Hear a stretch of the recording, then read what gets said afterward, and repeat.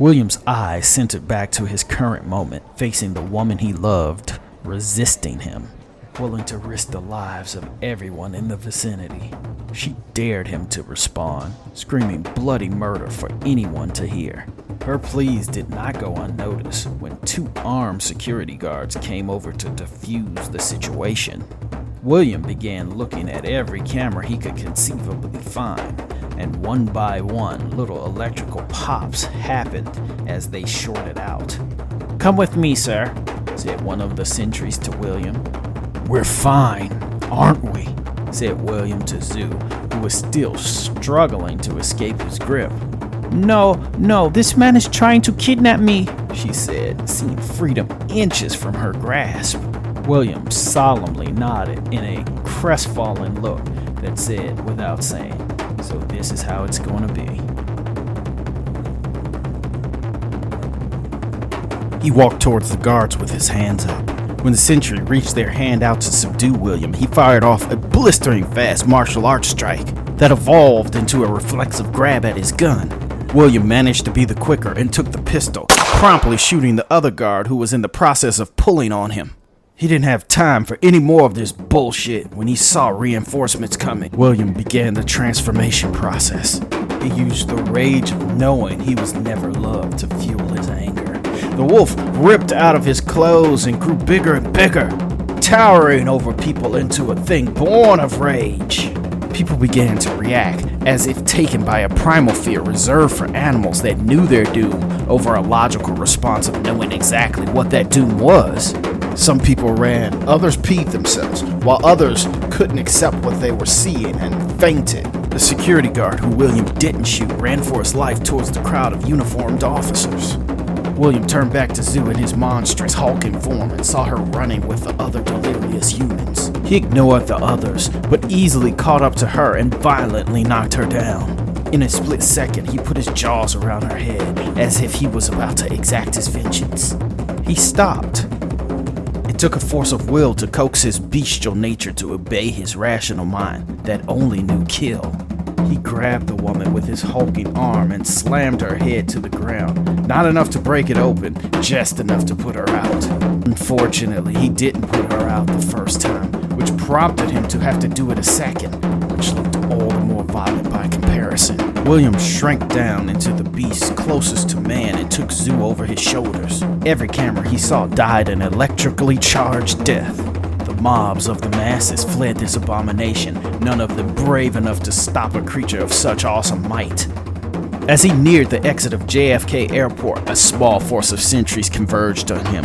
All of them, even though outnumbering him greatly, were shaken, barely holding on to their sanity just by accepting what they were seeing. "Put the girl down," the bravest of the mob said to William in his half-man form. William spit back in a supernaturally deep voice. "Walk away!" He put Zoo down gently. One of the sentries broke his composure and fled right off. When William made his transformation into his massive war form, this was when they realized it was all too late, and this was when the blood flew.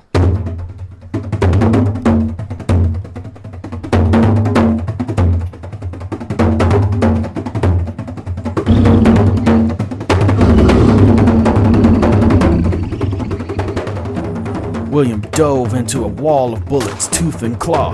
He tore out a man's throat in his initial pounce. One man put a gun to his thick, trunk-like neck and blew away a hole that began healing even before he got his arm violently ripped off. Some of them ran while blind firing at their back. Others were too invested and stood their ground. All of them died. There was a chorus of screams and a sea of blood and body parts in his wake. He leaped from holes that struggled to keep up with the demand of healing his body needed to right himself. He transformed into the near-man form and saw an old man cowering under the baggage claim turnstile with a long coat. He picked the man up and dumped him out of the coat, covering his hairy form. He picked up Zoo and hobbled towards the exit, very battle damaged from the fight he lamented had to happen. William jumped into the back of a cab in a coat dotted with blood and an unconscious Asian woman. "What the hell happened to you?" said the cabbie. "I could tell you, but then I'd have to kill you." William shot back in the vein of a joke, but it very much was not. William drug a bound Zoo through the woods. She struggled like an impetuous child, and just as futilely. The sleeping forest waited in anticipation. It belched little gouts of smoke just to prove to the world it was not yet dead.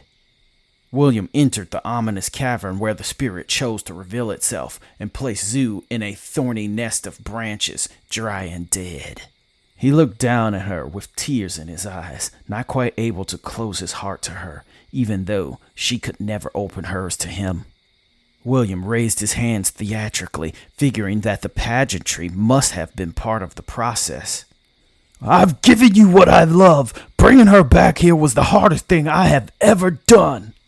You needed souls, so you finally have mine," he declared with all the passion in his heart. He put a hand on Zoo to stop her from struggling her way out of the vines and listened. Nothing happened. "Is it her blood? Is that what you need?" said William with his eyes filled with tears. He produced a crooked ceremonial knife and raised it high. His hand wavered and shook with mixed feelings. "So be it," said William, as if the spirit's silence was an unsaid agreement to continue. A split second before the blade fell, William noticed things growing in the cavern. Flowers that were once dead bloomed, grass brown and wilted awoken and became green and vibrant. The aloof spirit spoke, but its voice was not the same. It was no longer that of an elderly dying man, but the voice of a warm and alluring woman. "I am reborn, and so I shall restore your pack. Your alpha is reborn in her child," said the enigmatic spirit in a disembodied voice. Zoo cried after hearing the spirit's decree. William untied Zoo and cocked his head as if to spur her to follow. Zoo begrudgingly followed, knowing that she had no other option. William returned to the family, and they were visibly and obviously angry with him for abandoning them. After very few words and touching Zoo's stomach, all their anger became hope. Ilse took off a ring from her hand. She presented the thing to William, who in turn placed it onto Zoo's finger. When Zoo noticed the gesture, she cried tears of hopeless horror.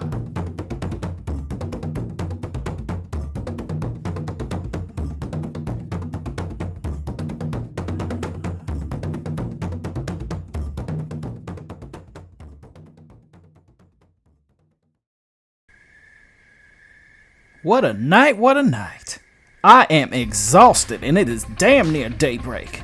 I have been hopping graveyard to graveyard like nightclubs, people.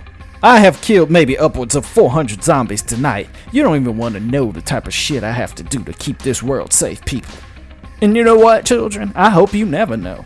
But it ain't about me. It is about you. How'd you like the story? Oh wait, hold on. Another one got out. They're like roaches. You let one go and you got an infestation. Alright boys, it's Miller time. I hope you did enjoy our little werewolf story. Now Gravedigger Queen gotta get some sleep. Good night all you Halloween lovers out there. May all your dreams be the best of nightmares.